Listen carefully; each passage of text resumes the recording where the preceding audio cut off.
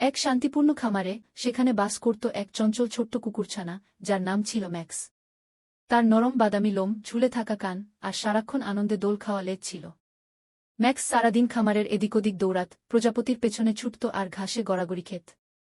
একদিন সকালে এক রাতে ভারী বৃষ্টির পর ম্যাক্স পুকুরের ধারে একটা অদ্ভুত জিনিস দেখতে পেল, একটা ছোট্ট কাপতে থাকা হাঁসের ছানা। ওটা একেবারে একা ছিল, তার হলুদ পালক ভেজা আর এলোমেলো।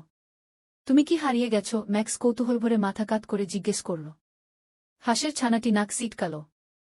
ঝড় আসার সময় আমার পরিবার উড়ে চলে গেছে, আমি পেরে উঠতে পারিনি। ম্যাক্সের মনে এক ধরনের মমতা জেগে উঠল। চিন্তা করো না, আমি তোমার বন্ধু হব আর তোমার পরিবার খুঁজতে সাহায্য করব। সেই দিন থেকেই ম্যাক্স আর হাঁসের ছানা, যাকে সে ডাকিখু নাম দিল, দুজনে হয়ে উঠল একে অপরের অবিচ্ছেদ্য বন্ধু। সত্যিকারের বন্ধুত্বের পাঠ।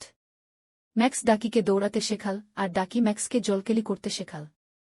ওরা একসাথে খামার চষে বেড়াত, খাবার ভাগ করে খেত আর ভয় পেলে একে অপরকে সাহস দিত।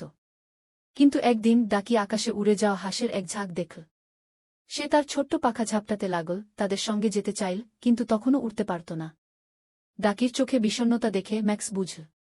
সে ডাকিকে ধরে রাখতে চাইল, কিন্তু জানত ডাকি তার পরিবারের কাছে ফেরার যোগ্য। তোমাকে উড়তে শিখতে হবে, ম্যাক্স বলল। আমি তোমার পাশে থাকব। তাই প্রতিদিন ডাকি তার পাখা মেলতে লাগল আর ম্যাক্স তার পাশে দাঁড়িয়ে উৎসাহ দিল। একদিন অবশেষে ডাকি উড়তে পারল। ম্যাক্স দেখল ডাকি তার পরিবারের সাথে মিশে যাচ্ছে, তার মনে সামান্য কষ্ট লাগল। কিন্তু ঠিক তখনই পরিচিত এক কণ্ঠস্বর শুনতে পেল।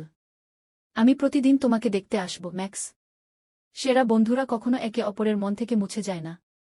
আকাশ থেকে ডাকির কথা শুনে ম্যাক্স হাসল, জেনে গেল তাদের বন্ধুত্ব কখনো ম্লান হবে না। গল্পের শিক্ষা: সত্যিকারের বন্ধুত্ব মানে কাউকে আটকে রাখা নয়, বরং তাকে এগিয়ে যেতে সাহায্য করা, যেখানে সে নিজেকে খুঁজে পেতে পারে।